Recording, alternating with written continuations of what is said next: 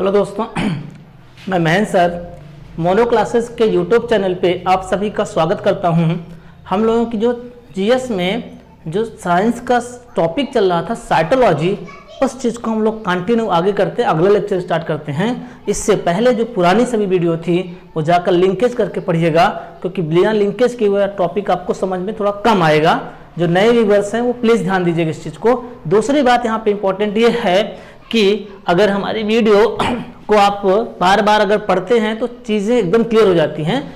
सबसे बड़ी चीज़ आप निकल सामने आ रही है कि हमने जो लवक पढ़ा था उस लवक में सभी टॉपिक कवर कर दिया था, इसीलिए मैं स्टेप बाय स्टेप चल रहा था। क्योंकि लवक को एक दिन में कवर नहीं किया, 3 वीडियो उसके दिए, एक सामान्य परिचय, फिर इसके बाद लवक के बारे में, फिर लवक में जो अवर्णी लवक थे उनके बारे में बात किया। अब डिटेल हम लोग एक नया टॉपिक की बात करने जा रहे हैं जिसका नाम है माइटोकॉन्ड्रिया। ध्यान दीजिएगा, माइटोकॉन्ड्रिया। और मैंने उस दिन बताया था कि सबसे इंपॉर्टेंट टॉपिक है और आप लोग वीडियो को शुरू से लेकर लास्ट तक नहीं देखते, बीच में स्किप कर छोड़ देते हैं। मैं बार बार कहता हूं कि आप वीडियो को लास्ट तक देखिए ताकि मैक्सिमम सवाल आपका निकल जाए, क्योंकि कभी होता यह है कि ज्यादातर जब सवाल निकाला जाता है तो वो लास्ट में ही निकाला जाता है। तो बिना देरी के हुए हम लोग नए टॉपिक की बात करने जा रहे हैं, माइटोकॉन्ड्रिया। देखिए हेडिंग देखिएगा, माइटोकॉन्ड्रिया। ठीक है, यहां ध्यान दीजिएगा, माइटोकॉन्ड्रिया। अब देखिए थोड़ा बेसिक चीज को पकड़ते हैं, क्या है। अभी तो खोज के बारे में बात करेंगे। यहां से टॉपिक हमारे पास आया माइटोकॉन्ड्रिया, ये है क्या, इसको कोशिका का पावर हाउस कहा जाता है, तो क्यों कहा जाता है, ये सब थोड़ी सी चीजें बाद में बात करूंगा, लेकिन पहले बेसिक चीजें यहां से पकड़ते हैं। देखिए माइट्रो का मतलब क्या होता है, अगर हम यहां से बात करें तो माइट्रो का मतलब होता है सूक्ष्म, इसमें सूक्ष्म। और कॉन्ड्रिया का मतलब क्या होता है, कॉन्ड्रिया का मतलब होता है धागा, सूक्ष्म धागे, यानी इसीलिए इसको सूत्र कणिका कहा जाता है। इसको हिंदी में ध्यान दीजिएगा, कई बार कंफ्यूजन होता है, इसमें एक सूत्र कणिका के नाम से भी जाना जाता है। अभी डिटेल में बात करूंगा, अभी यहां ध्यान दीजिए। अब अगर हम लोग थोड़ा इसके बारे में और डिटेल में बात करें, आगे चल के बेसिक पहले मेन पॉइंटर को निकाल लेते हैं। सवाल कैसे कैसे निकलते हैं, देखिए माइटोकॉन्ड्रिया के बारे में अगर बात करें तो खोज, एकदम सीधा पॉइंटर बन रहा, खोज 1880 में 1880 में एक वैज्ञानिक है जिसका नाम है अल्टमान। ठीक है, इसके बाद आगे अगर बात किया जाए तो अल्टमान के बाद एक और साइंटिस्ट आया 1890 में, सॉरी 1880 में आया कोलिकर। फिर आया कौन, अल्टमान, दूसरा वैज्ञानिक। फिर एक वैज्ञानिक और आया 1890 है और ये 1897। 1897 में वैज्ञानिक आया, इसका नाम है सी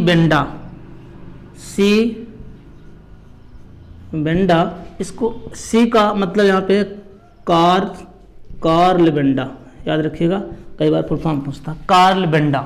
अब देखिए इसके बारे में अगर थोड़ा सा अगर हम बात करें आगे, तो आगे बात करते हैं। देखिए खोज माइटोकॉन्ड्रिया की खोज पहली बार कोलिकर नामक वैज्ञानिक ने 1880 में किया था। एक सवाल यहां से निकला, थोड़ा साइंटिस्ट का नाम ध्यान दीजिएगा, 3 साइंटिस्ट आ रहे हैं, कोलिकर, अल्टमान और सी बेंडा। देखिए खोज किसने किया, खोज किया कोलिकर ने। अल्टमान ने माइटोकॉन्ड्रिया को बायोप्लास्ट नाम दिया था, या कॉन्डियोसोम बायोप्लास्ट, ध्यान के बायोप्लास्ट, क्या नाम दिया था, बायोप्लास्ट। कई बार सवाल पूछा जाता है कि माइटोकॉन्ड्रिया को बायोप्लास्ट किसने कहा था, तो ध्यान रखिएगा 1890 में एक वैज्ञानिक आया जिसका नाम था अल्टमान। फिर हमारे पास एक वैज्ञानिक आ रहा सी बेंडा, इसने सही में माइटोकॉन्ड्रिया नाम दिया था। इंग्लिश में अगर बात किया जाए तो इसने सही में नाम क्या दिया था, माइटोकॉन्ड्रिया। तो 3 साइंटिस्ट आए 1880, 1890 और 1897 में। याद रखिएगा 80 से शुरुआत हो रही इसकी। जैसे हमने प्रोटोप्लाज्म में बात किया था, डुजार्डिन आया था, इसके बाद डुजार्डिन पहला वैज्ञानिक था, वहां पे 3 वैज्ञानिक वहां भी आए थे, डुजार्डिन आया था, परकिंजे आया था और हैक्सले आया था। ठीक उसी तरह से, क्योंकि प्रोटोप्लाज्म की एक अलग वीडियो बनी है, आप जाकर के प्लेलिस्ट में देख सकते हैं डिटेल में। अब यहां ध्यान दीजिए जो कोलिकर था, कोलिकर ने क्या कहा और इसने क्या कहा और इसने क्या कहा, थोड़ा डिटेल में इसके बारे में बात करें। लेकिन सन याद रखिएगा, पहली बार इसकी खोज 1880 में किसने किया? कोलिकर ने। कोलिकर ने इसका नाम दिया सूत्र कणिका। सूत्र कणिका का कॉन्सेप्ट क्या था? एक्चुअली था क्या कि कोशिका के अंदर, ध्यान दीजिएगा, इसने क्या बताया? इसने बताया कि जो हमारी ये कोशिका थी, ये फिगर बना हुआ था आपके पास पहले भी, पहले जो साइटोलॉजी का पहला चैप्टर है, मतलब पहला जो आपका लेसन था या लेक्चर था, उसके बाद दूसरे वाले लेक्चर में दिया हुआ था। देखिए ये कोशिका था और कोशिका के मध्य में अगर हम बात करें तो कोशिका के बाहरी आवरण को अगर प्लांट सेल होगा तो CW मतलब सेल वॉल, फिर इसके बाद इसी को अगर एनिमल होगा तो PM प्लाज्मा मेम्ब्रेन, फिर इस यहाँ पे मैंने बात किया था प्रोटोप्लाज्म मध्य आवरण था। और प्रोटोप्लाज्म के अंदर ध्यान दीजिएगा, प्रोटोप्लाज्म के अंदर एक तरल पदार्थ और पाया जाता है जिसे हम नाम देते हैं साइटोप्लाज्म।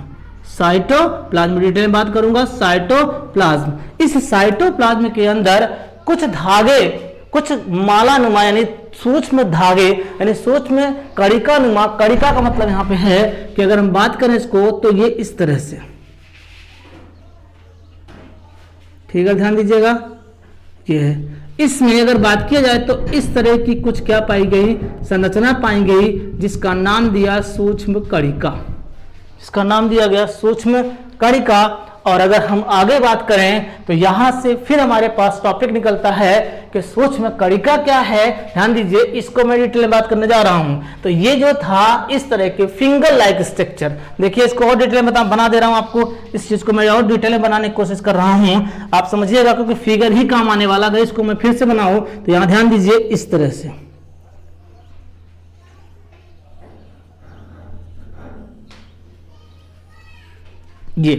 ये था आपका सही में माइटोकॉन्ड्रिया। अब यहां ध्यान दीजिए, ये धागे नुमा आपस में जो धागे थे और धागे में छोटे छोटे ग्रेन्यूल्स पाए जाते हैं। छोटे छोटे क्या पाए जा रहे थे?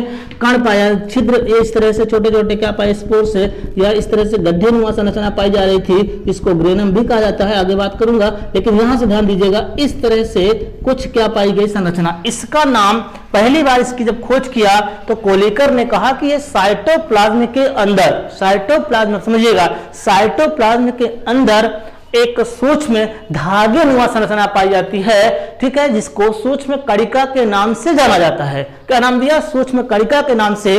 लेकिन बाद में एक वैज्ञानिक आया जिसका नाम था अल्टमान, और 1890 में अल्टमान आया और इसने कहा बायोप्लास्ट यानी साइटोप्लाज्म के अंदर कुछ छोटे छोटे, क्योंकि यहां बताया था मैंने कॉन्डिया, और अगर हम यहां से बात करें तो एक टॉपिक हमारे पास और इसने बताया था जिसका नाम है कॉन्डियोसोम, आगे डिटेल में बात करूंगा। तो इसने क्या कहा कि पहली बार खोज किया, और खोज कहां किया था? पहली बार पूछा भी गया है, यह खोज किया था पक्षियों की आरेखित पेशियों में। पक्षियों की आरेखित पेशियों में पहली बार इसने खोज किया था कोलिकर ने। उसको दिमाग में बात आया कि ये बिना थके हुए काफी समय तक पंख को क्या कर रही है? पंख उड़ती चली जा रही है, ऐसा क्या चीज के अंदर है आगे, इसीलिए इसको कहा गया कोशिका का पावर हाउस। अब ध्यान दीजिए, यहां से फिर अगर बात किया जाए तो साइंटिस्ट निकला अल्टमान, और अल्टमान ने क्या नाम दिया इसका? बायोप्लास्ट। सी वेंडा, सही मायने में अगर बात किया जाए तो 1897 में सी वेंडा ने इस सूक्ष्म धागे नुमा संरचना का नाम क्या दिया? माइटोकॉन्ड्रिया। कई बार सवाल पूछा गया कि माइटोकॉन्ड्रिया नाम किसने दिया? अब ध्यान दीजिए, क्वेश्चन ले लेते हैं, माइटोकॉन्ड्रिया नाम किसने दिया और कब दिया? दो सवाल बनते हैं, किसने दिया और कब दिया। तो जब सन पूछेगा तो 1880, 1890, 1897 और हो सकता है 1884 भी दे दें। तो अब ध्यान दीजिए, आपका आंसर ऐसे में क्या आ जाएगा? 1897। खोज कब हुई? देखिए सवाल पे सवाल, खोज कब हुई दे देगा। माइटोकॉन्ड्रिया की खोज पहली बार किस सन में हुई? तो सन के फॉर्म में 1880। और अगर नाम किसने दिया माइटोकॉन्ड्रिया तो कब किस सन में दिया गया? 1897 में। किसने दिया? सी वेंडा ने दिया, कार्ल वेंडा ने दिया, जबकि खोज कोलिकर ने किया। बायोप्लास्ट नाम किसने दिया था? अल्टमान। अल्टमान, अल्टमान एक जगह और आएगा, न्यूक्लिक एसिड पढ़ाऊंगा तो वहां पे भी आएगा। तो अल्टमान यहां ध्यान दीजिएगा, ये लॉजिकल चीजें हैं, यहां से सवाल कई बार पूछे गए हैं, तो आप इसको थोड़ा सा ध्यान दीजिएगा, वीडियो को थोड़ा सा रोक करके आप लिख लीजिएगा, आराम से अपना नोट्स बनाइए कि ये 1880, 1890, 1897 पूरा डेट है, डेट लाइन दे दिया मैंने। अब आइए डिटेल में बात करते हैं। ये जो माइटोकॉन्ड्रिया था, इस माइटोकॉन्ड्रिया में इस तरह के क्या पाए जाते हैं, यहाँ पे छोटे छोटे धागे नुमा या छोटे छोटे मणिका नुमा, जिसको हम लोग बोलते हैं मोती की माला। मोती की माला के आकार जैसे कण होते हैं उस तरह के यहाँ पे क्या पाए जाते हैं, कुछ कण पाए जाते हैं, ग्रेन्यूल्स पाए जाते हैं। और इसी में ये फिंगर नुमा संरचना, जैसे मान लीजिए इसको मैं ऐसे करके दिखाऊं तो ये देखिए, जैसे मेरी ये वाली गांठ है, ये वाली गांठ है, से बीच बीच में इसमें क्या पाई जाती है, छोटे छोटे नोडल्स पाए जाते हैं।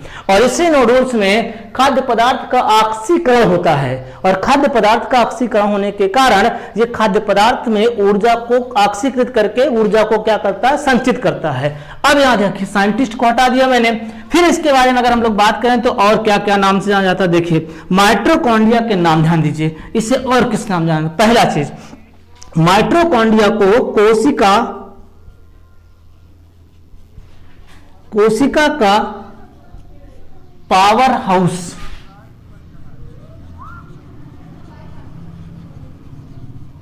पावर हाउस, और उसके साथ साथ हिंदी में कहा था ईंधन घर के नाम से आप लोग बचपन से पढ़ते होंगे, के नाम से भी जाना जाता है। एक पॉइंट, के नाम से भी जाना जाता है, पहला पॉइंट बना आपका। दूसरा पॉइंट, इसे मतलब माइटोकॉन्ड्रिया, इसे कॉन्डियोसोम कहा जाता है।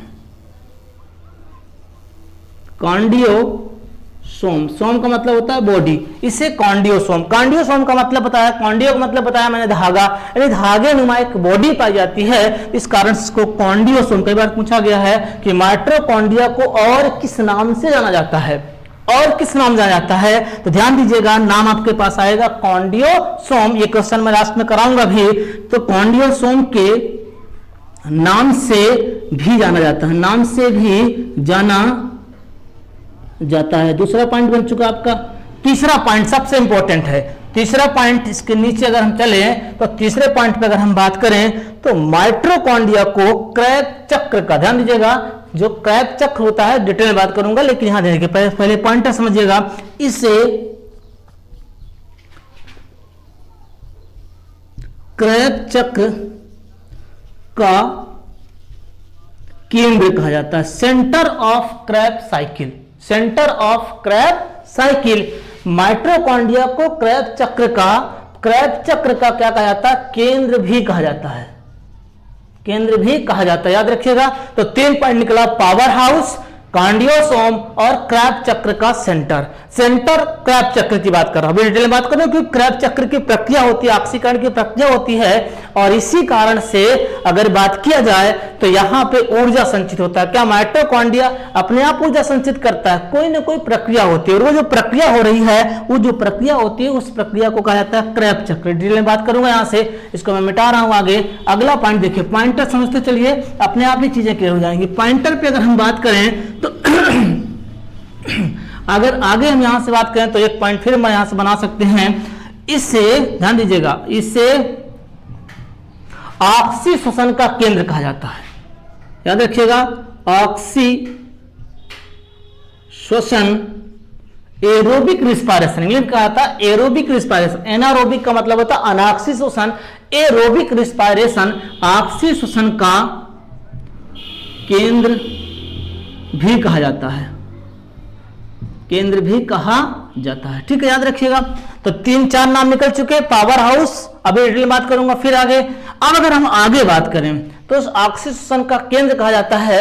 इसके साथ साथ अगर हम लोग बात करें तो इसमें अगर बात की जाए तो जब क्रैब चक्र होता है, यानी अगर हम बात करें क्रैब चक्र, तो क्रैब चक्र जब होता है तो खाद्य पदार्थ का क्या होता है, ऑक्सीकरण, मतलब जो जटिल खाद्य पदार्थ होते हैं, समझिएगा, जैसे स्टेप बाय स्टेप समझा रहा हूं। जैसे मान लीजिए हम लोगों ने क्या खाया, कार्बोहाइड्रेट, प्रोटीन और फैट। केस करा देता हूं, केस स्टडी अगर बात करूं तो पहला हम लोगों ने कार्बोहाइड्रेट खाया, तो कार्बोहाइड्रेट की छोटी इकाई बताया था मैंने, ग्लूकोज होती है। प्रोटीन की छोटी इकाई क्या होती, अमीनो अमीनो एसिड, और इसके साथ साथ अगर बात किया जाए तो फैट की छोटी इकाई क्या होती है, फैटी एसिड। अब ध्यान दीजिएगा, चूंकि ये बड़े कण थे, कार्बोहाइड्रेट, आपने चावल खाया, आपने रोटी खाई, और अगर आपने जो भी चीज खाया तो कैसा था, ये रॉ मटेरियल था, कच्चा पदार्थ था। आपने चना चबाया, मटर खाया, ठीक है, पनीर खाया, उसमें क्या थी, प्रोटीन थी। तो प्रोटीन किस फॉर्म में टूटने वाली है, अमीनो एसिड के फॉर्म में। फैट अगर आपने घी खाया तो किस फॉर्म में टूटने वाला, फैटी एसिड के फॉर्म में। अब ध्यान दीजिए, जैसे हम लोगों ने जितना भी खाद्य पदार्थ खाया, तो पहली बात तो क्या होता है केस स्टडी में, पहले तो हमारे एंजाइम तोड़ते हैं इसको। चूंकि एंजाइम जो तोड़ा इसको, तो तोड़ने के बाद ये जाकर कहां इकट्ठा होता है, जाकर कहां इकट्ठा होता है, कोशिका में। क्योंकि कोशिका में भी जाकर ये इकट्ठा होगा, फिर वो कोशिका ऊर्जा को संचित करेगा, और कोशिका ऊर्जा को संचित करके फिर से ट्रांसफर करेगा, और ट्रांसफर करने के बाद कोशिका किसको ऊर्जा देगी, ऊतक को, और ऊतक किसको ऊर्जा देगी, अंग को, अंग किसको ऊर्जा देगा, अंग तंत्र को, और अंग तंत्र किसको ऊर्जा देगा, संपूर्ण शरीर को। पूरा स्टेप है, ध्यान दीजिएगा, पूरी साइकिल मैंने बताया था पहले भी शुरुआत से। अब ध्यान दीजिए, तो केस में अगर हम बात करें तो क्यों कहा गया, लॉजिक लीजिए यहां पे देखिए। तो ग्लूकोज था, अब ध्यान दीजिए, तो जब हमने कार्बोहाइड्रेट लिया, प्रोटीन लिया, फैट लिया, तो हमको यहां से क्या हुआ कि ये छोटी छोटी इकाई के फॉर्म में कोशिका में जाएगा। और जब ये कोशिका में जाएगा, तो अगर कोशिका में बड़ी इकाई जाएगी, मान लीजिए कोशिका में थोड़ी बड़ी इकाई गई थी, तो कोशिका में अगर बड़ी इकाई जाएगी तो कोशिका में क्या करेगा, जल की उपस्थिति में ऑक्सीकरण की प्रक्रिया करेगा। क्योंकि जल मतलब क्या है, H2O, इसमें है क्या, ऑक्सीजन। ऑक्सीकरण का मतलब होता है कि खाद्य पदार्थ को क्या करना, उसकी छोटी छोटी इकाइयों में तोड़ना। और जब ये खाद्य पदार्थ का ऑक्सीकरण करेगा, देखिएगा, जब इस खाद्य पदार्थ का ऑक्सीकरण करेगा, तो एक क्रैब चक्र पूर्ण होने पर, जब ये खाद्य पदार्थ जैसे प्रोटीन था, कार्बोहाइड्रेट था, इसको जब तोड़ेगा, तोड़ने के बाद जब ये माइटोकॉन्ड्रिया में जाकर स्टोर होगा, तो ये यहां पे जब स्टोर होगा, तो ये किस फॉर्म में स्टोर होने वाला, एटीपी के फॉर्म में। एक नया चीज आया, एटीपी। एटीपी का फुल फॉर्म होता है एडेनोसिन ट्राइफॉस्फेट, एडेनोसिन ट्राइफॉस्फेट। अब ध्यान दीजिए, एटीपी। अब ध्यान दीजिए, तो जब एक बार क्रैब चक्र पूर्ण होता है, समझिएगा, आगे बात करूंगा, एक बार जब क्रैब चक्र पूर्ण होता है, तो जब माइटोकॉन्ड्रिया में जाएगा, और जब एक बार क्रैब चक्र पूरा होगा, और क्रैब चक्र पूरा कैसे होगा, ऑक्सीजन की उपस्थिति में, नहीं जल की उपस्थिति में। कभी आप ध्यान दीजिएगा, जल में ऊर्जा का लेवल क्या होता है, 0। अगर आप कार्बोहाइड्रेट खाएंगे तो 4.2 किलो कैलोरी ऊर्जा मिलेगी, अगर आप फैट खाएंगे तो 9.2 किलो कैलोरी ऊर्जा मिलेगी, अगर आप प्रोटीन खाएंगे तो 4.2 किलो कैलोरी। जल चाहे आप एक गिलास पीजिए, चाहे एक समंदर पीजिए, चाहे जितना आप पीजिए, चाहे बाल्टी भर पीजिए, लेकिन जल में ऊर्जा का लेवल क्या होता है, 0। लेकिन जल का काम क्या होता है, खाद्य पदार्थ का ऑक्सीकरण करना।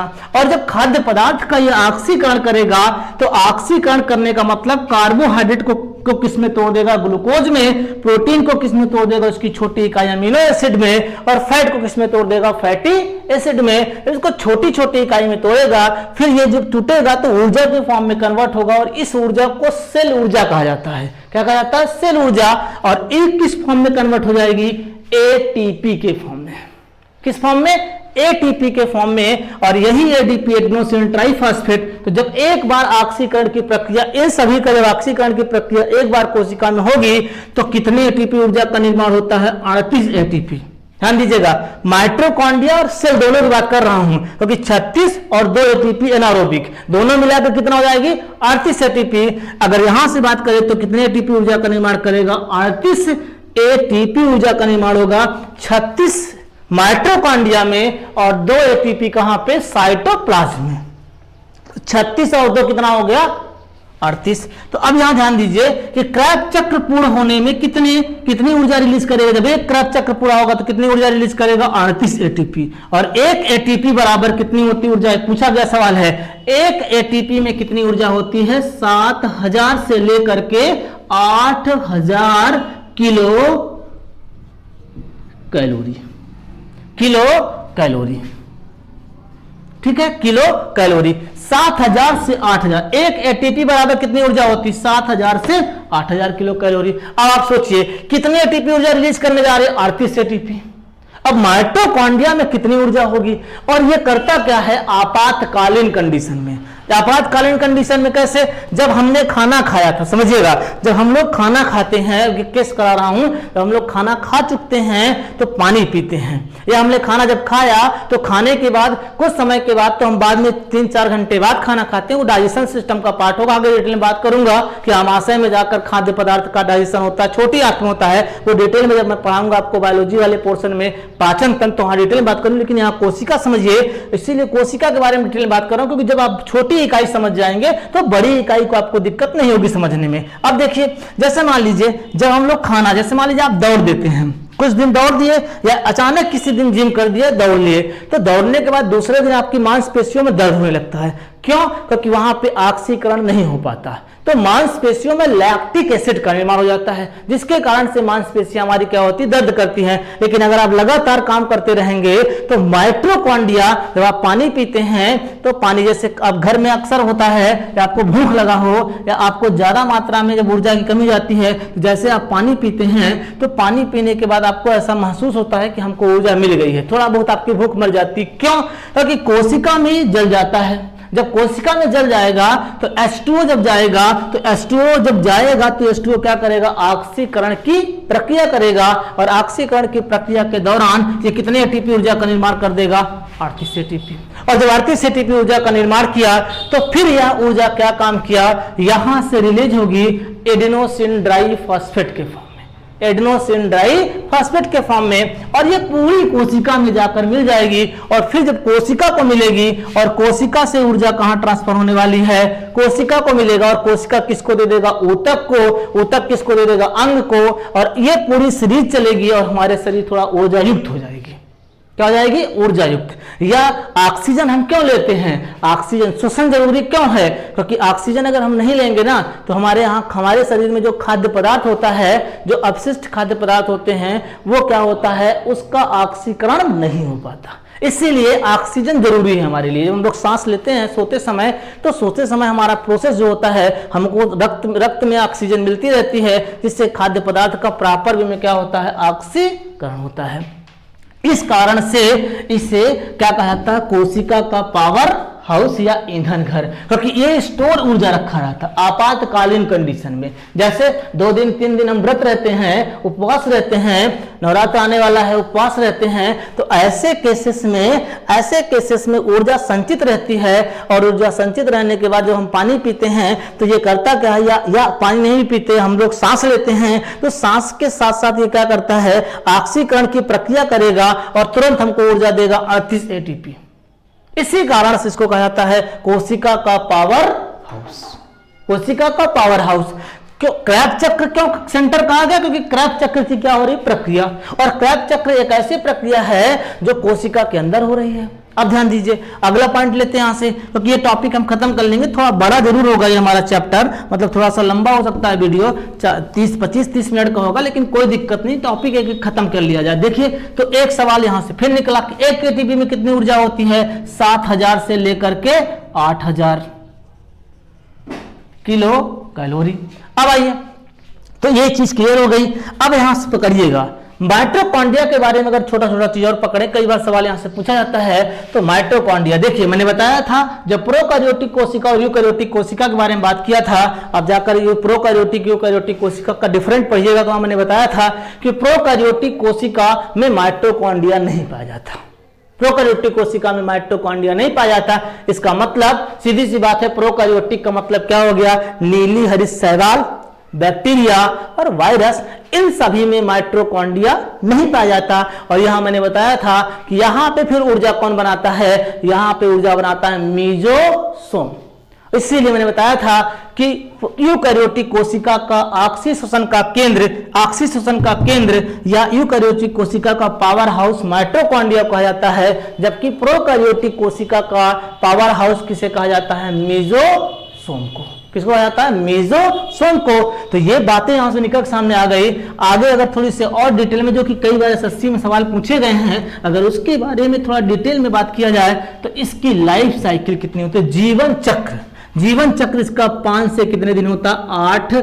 8 दिन तक होता है। याद रखिएगा, बहुत बार सवाल ये पूछा गया एसएससी में, इस तरह के सवाल अक्सर पूछे जाते हैं कि माइटोकॉन्ड्रिया का औसतन जीवन काल कितने दिन होता है? तो औसतन जीवन काल 5 से कितने दिन होता है? 8 दिन तक। यानी कोशिका में 5 से 8 दिन तक ये जिंदा अवस्था में रहेगी, फिर ये काम करना बंद कर देगी, मतलब मर जाएगी। फिर नए माइटोकॉन्ड्रिया का क्या करेगा? निर्माण करेगा। और माइटोकॉन्ड्रिया में चूंकि राइबोसोम पाया जाता है, राइबोसोम पाया जाता है, राइबोसोम के साथ साथ अगर बात किया जाए तो डीएनए पाया जाता है। इसी कारण से इसको अर्ध स्वायत्त संस्था कहा जाता है, कोशिका की अर्ध स्वायत्त संस्था।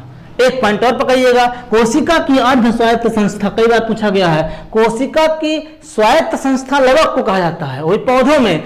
और चूंकि ये प्रोकैरियोटिक में नहीं पाया जाएगा, लेकिन पौधे और जंतु दोनों में पाया जाता है। याद रखिएगा, ये कोश माइटोकॉन्ड्रिया जो कोशिकीय अंग है, ये पौधे और जंतु दोनों में पाया जाता है। पौधों में इसकी मात्रा कम होती है, जंतुओं में इसकी मात्रा क्या होती है? पौधों की अपेक्षा ज्यादा होती है। पौधों की अपेक्षा क्या होती है? ज्यादा होती है। तो ये माइटोकॉन्ड्रिया की लाइफ साइकिल हो गई। इसमें आरएनए पाया जाता है, सोम का डीएनए पाया जाता है, और ये आगे चल करके नए माइटोकॉन्ड्रिया का निर्माण कर सकते हैं, करते भी हैं। इस कारण से इसे कोशिका का अर्ध स्वायत्त सेमी ऑटोनॉमस बॉडी, हिंदी में इंग्लिश में सेमी ऑटोनॉमस बॉडी के नाम से जाना जाता है। इतनी बात तो यहां से माइटोकॉन्ड्रिया के बारे में बात की मैंने डिटेल में। अब एक एक सवाल यहां से अगर हम चाहें तो हर लाइन पे एक एक क्वेश्चन था कि क्रेब्स चक्र का केंद्र किसे कहा जाता है? सवाल। माइटोकॉन्ड्रिया को, साइटोप्लाज्म को, केंद्रक को। ज्यादातर बच्चे केंद्रक को लगा चले जाते हैं, जबकि इसका सही आंसर क्या होगा? माइटोकॉन्ड्रिया को। क्यों कहा जाता है? रीजन बता दिया था, क्योंकि क्रेब्स चक्र की प्रक्रिया कहां होती है? पूर्ण माइटोकॉन्ड्रिया में। एक एटीपी में कितनी ऊर्जा होती है? एटीपी का फुल फॉर्म कितना क्या होता है? Adenosine triphosphate. एटीपी में कितने किलो कैलोरी ऊर्जा का एक एटीपी में होता है? 7000 से 8000 किलो कैलोरी। एक बार क्रेब्स चक्र पूर्ण होने पर माइटोकॉन्ड्रिया में कितने एटीपी ऊर्जा का निर्माण होता है?